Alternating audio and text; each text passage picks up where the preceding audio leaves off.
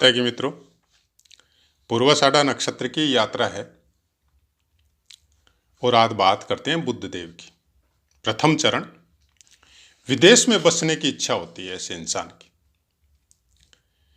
अगर शुक्र की दृष्टि आ जाए तो योग और प्रबल हो जाता है और वहां पे धन भी बहुत अर्जित करता है।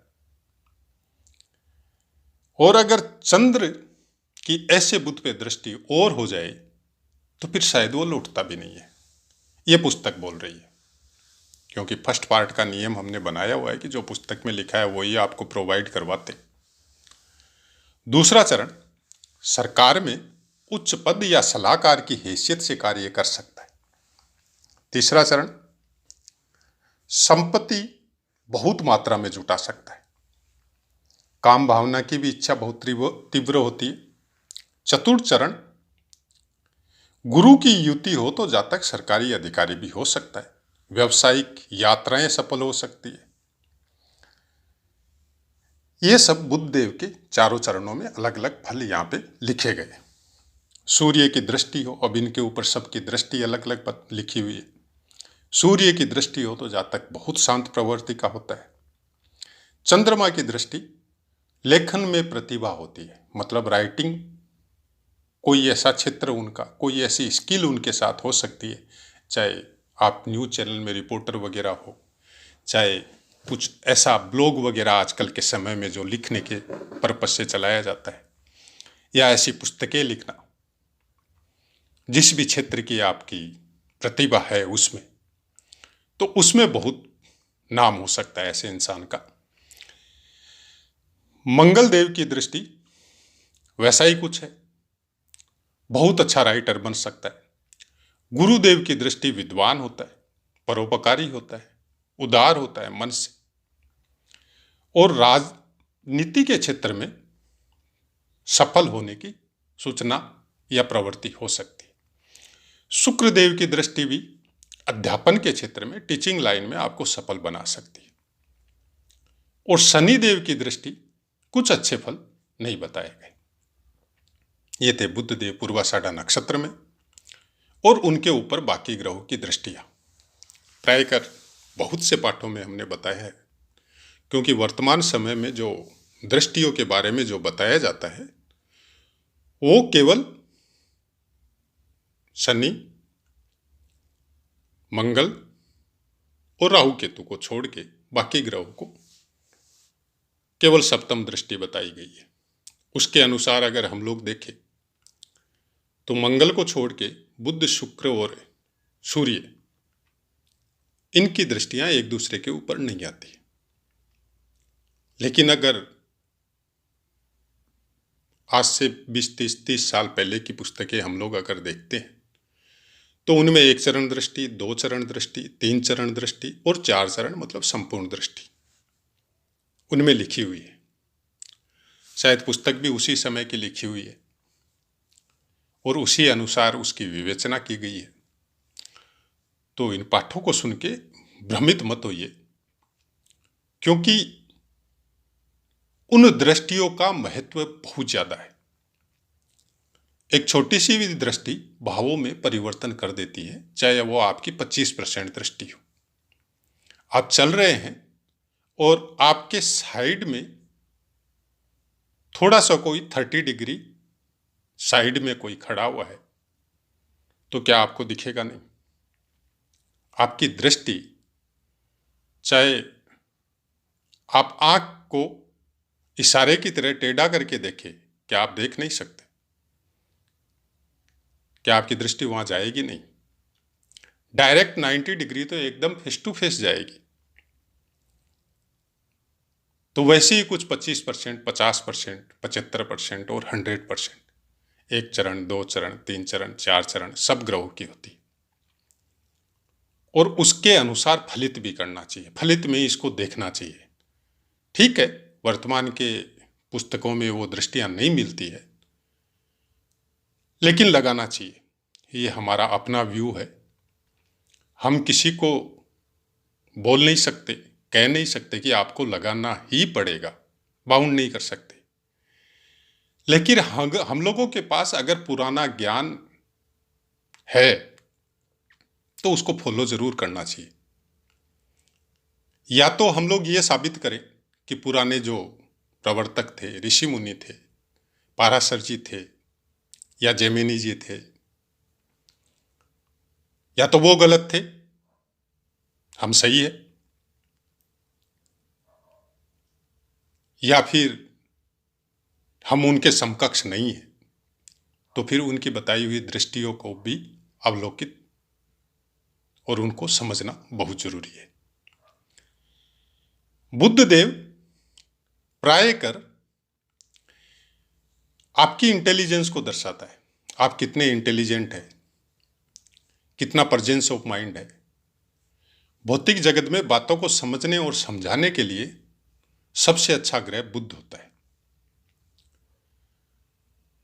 और शुक्र देव आपके जेनेटिक पावर को दर्शाता है, वो शक्ति जिसके ऊपर योग साधना में बहुत प्रतिबंध लगाया जाता है। ब्रह्मचर्य का पालन कीजिए। आज भी जब हम लोगों के घर में कोई नवरात्रा या कोई विशेष आप कोई पूजा पाठ करते हैं तो हम लोग पवित्र रहते हैं, ब्रह्मचर्य का पालन करते हैं। किस लिए? पुराने जब हम लोग शास्त्रों का अध्ययन करते हैं, वेद पुराणों का अध्ययन करते हैं, तो वहाँ पे बहुत जगह ऐसा आशीर्वाद भी आता है, जब आशीर्वाद देता है गुरु या कोई साधु संत, वीर्यवान भाव। किस लिए? ये वो शक्ति है जिसके द्वारा आप ब्रह्मांड को मैनेज कर सकते हैं। स्वामी विवेकानंद को पढ़िए, या बहुत बड़े वर्तमान समय के, आज के बहुत कम समय पहले में भी जो ऋषि मुनि हुए हैं, जिनकी पुस्तकें आज भी प्रचलित है, उनको पढ़ लीजिए। आज भी जब आप साधना पक्ष में जाते हैं, साधना पक्ष में जाते हैं, उस रास्ते में जाते हैं, साधु संतों के सानिध्य में जाते हैं, तब भी यही प्रतिबंध लगाया जाता है। और एक संप्रदाय है साधुओं का, विशेष नागा साधु, वहां पे तो पूरी तरह इसको तोड़ दिया जाता है। आपको यह भावना आपके अंदर जागृत होनी ही नहीं चाहिए, जबकि वो विद्यमान रहती है। और उसी को जागृत करके आपके नाभि तक पहुंचाया जाता है। और उसके आगे आपको पहुंचाने की जरूरत नहीं पड़ती है, क्योंकि जैसे ही नाभि से जुड़ती है वो, बाकी का काम फिर वो अपने आप करती है। तो ये सब योग ध्यान साधना की बहुत अलग बात है। और पूर्वाषाढ़ा नक्षत्र इसके लिए कुछ विशेष होता है, क्योंकि शुक्र देव का नक्षत्र है, और अगर ये मैनेज हो तो बहुत कुछ प्राप्त होता है। बुद्ध देव वहां पे आपको बहुत अच्छी ज्ञान की, मतलब भौतिक जगत के ज्ञान की, चाहे आपका साइंस का ज्ञान हो, चाहे आपको वाद विवाद करने की प्रेरणा हो, चाहे आप उसको समझने के लिए कि भाई कोई इंजीनियरिंग सेक्टर है, कोई साइंस का सेक्टर है, कोई मैथ्स का सेक्टर है, उसको किस तरह से समझ सकते हैं और किस तरह से अपने बातों के द्वारा सामने वाले को समझा सकते हैं। टीचिंग और स्टूडेंट दोनों के लिए बहुत ज्यादा ये फलदायी होता है। बुद्ध देव से संबंधित अगर हम लोग जब बात करते हैं, उसके कारकत्वों की बात करते हैं, उसके व्यवहार की बात करते हैं, तो हम लोग बोलते हैं कि बुद्ध देव कुमार है, जो कभी बूढ़े ही नहीं हुए। आज भी उनको कुमार बोला जाता है। बच्चा जो हर चीज को सीखना चाहता है, हर चीज के विषय में जानना चाहता है, वो शांत नहीं होता। आप उसके एक क्वेश्चन का आंसर दो और उसी आंसर से वो दूसरा क्वेश्चन बना के आपके सामने रख देता है। देखते हैं ना बच्चे को हम लोग अपने घरों में। इसका मतलब बुद्ध देव से प्रभावित है, और उन्हीं क्वेश्चनों को खोज करने के लिए वो निरंतर लगा रहता है, और एक अच्छी स्टेज प्राप्त कर लेता है, उसके बाद में भी लगा रहता है। आप समझिएगा पूर्वाषाढ़ा नक्षत्र में है इसका बुद्ध, क्योंकि ऐसे टीचर आपने बहुत देखे होंगे जो स्कूलों में, संस्थानों में, विश्वविद्यालयों में पढ़ा रहे हैं और खुद भी स्टडी कर रहे हैं। उम्र 50 हो गई, 60 हो गई, फिर भी कुछ नए ज्ञान प्राप्त करने के लिए फिर भी स्टडी कर रहे हैं। आज भी हम लोग देखते हैं कि आईपीएस, आईएएस रिटायर होने के बाद में ज्योतिष के क्षेत्र में प्रवेश कर रहे हैं, अध्यात्म के क्षेत्र में प्रवेश कर रहे हैं, वेद वेदांग के क्षेत्र में प्रवेश कर रहे हैं। मतलब उनका पूर्वाषाढ़ा नक्षत्र में बुद्धदेव है और अच्छे योग लेके बैठा हुआ है। तो ऐसी बहुत सी बातें हैं, जब एक चीज को समझने के लिए हम लोग उसकी डिटेल में जब चर्चा करते हैं तो बहुत सी बातें निकल के आती है। और अगर कंटिन्यू चर्चा करने बैठ जाए तो शायद समय इजाजत नहीं देगा, वीडियो की पोस्ट भी इजाजत नहीं देगी। कभी ईश्वर ने चाहा तो आप लोगों के साथ फेस टू फेस भी आएंगे। फिलहाल हमारी अपनी कुछ सीमाओं में हमने बांध रखा है, क्योंकि परिवार का पालन भी करना है। और जिस जगह में रहते हैं वहाँ पे रहते हुए भी आज 40-45 साल हो गए, 40 साल के आसपास होने लग गए। तो हम नहीं चाहते कि हमको हमारी नौकरी से हाथ धोना पड़े, सीधी बात है, क्योंकि उसी के द्वारा परिवार का पालन पोषण होता है। फेस टू फेस आ जाएंगे तो फिर लोग ज्योतिषी समझेंगे, फिर जीना थोड़ा मुश्किल हो जाएगा, क्योंकि हमारी प्रवृत्ति ज्योतिष से कुछ प्राप्त करने की नहीं है। इस धन को हम अच्छे काम में तो लगा सकते हैं, लेकिन नहीं चाहते कि हमारा जीविका उपार्जन का साधन बने। क्योंकि ईश्वर ने अगर कुछ दिया है जो जल्दी से प्राप्त नहीं होता है, तो उन चीजों को अगर आप पैसों में कन्वर्ट कर लेते हैं, फिर वो आपके लिए अभिशाप बन जाता है। यह हमारा अपना पॉइंट ऑफ व्यू है। जिस दिन ये जिम्मेदारियां पूरी हो जाएगी, बच्चे अपने पैरों पे खड़े हो जाएंगे, और जब उनको या परिवार को हमारे धन की जरूरत नहीं होगी, तो हो सकता है हम भी फेस टू फेस आपसे आके बात करने लग जाए।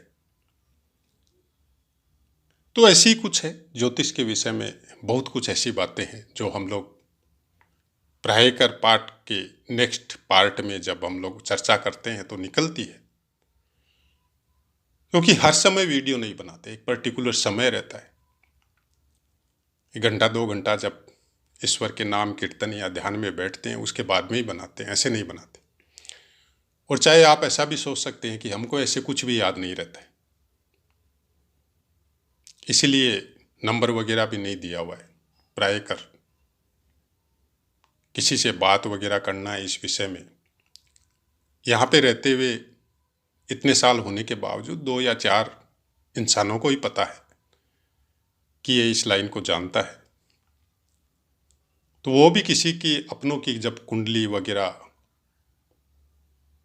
हमसे देखने की बातें करते हैं तो जिसकी कुंडली है उसको नहीं बताते कि किससे दिखवाया।